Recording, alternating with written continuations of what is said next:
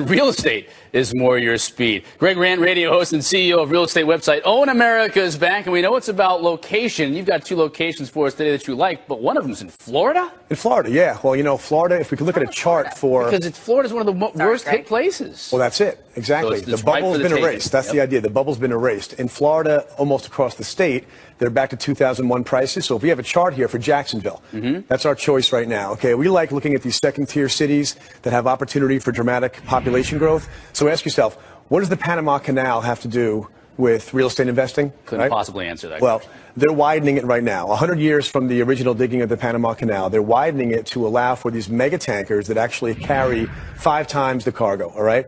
They come around the tip of Panama Canal. They come into the East Coast, and Jacksonville has invested $600 million in the last few years to deepen the port, to expand the port, and their job growth because of that. And their projected population growth is to anywhere from 50% to 100% increase in population in the next 10 years. That's all housing demand. So today in Jacksonville, you're looking at prices that are down. You can buy a house there, a single-family house for $125 grand, rent it out for a 10 or 12% return just on the rent, and then ride the market up as the population swells. One thing real quick here about Jacksonville is one of those cities that's really spread out. So how do you look at inventory and things like that when you're looking to invest in real estate and you go into a city like that maybe you're not too overly familiar with, understanding that, man, it could be a really big geographical area?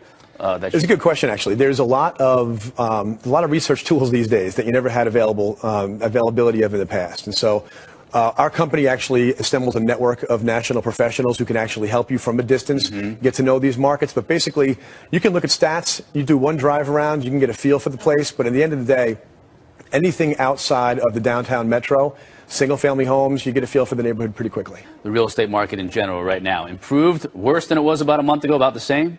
You know what? There's some good numbers that came out just recently compared to last year. And what's good about that is that we're past now the roller coaster ride of the tax credit from last year. Okay. Ultimately, nothing happens month to month that's significant. What we're doing now is we're finding a bottom. We're going to hang there till we have an overall economic revival, all right, which is probably going to be years away. But there's a mood in the industry among the buyers that, okay, the worst is over at this point. Thanks, Greg. Good seeing you. Good stuff.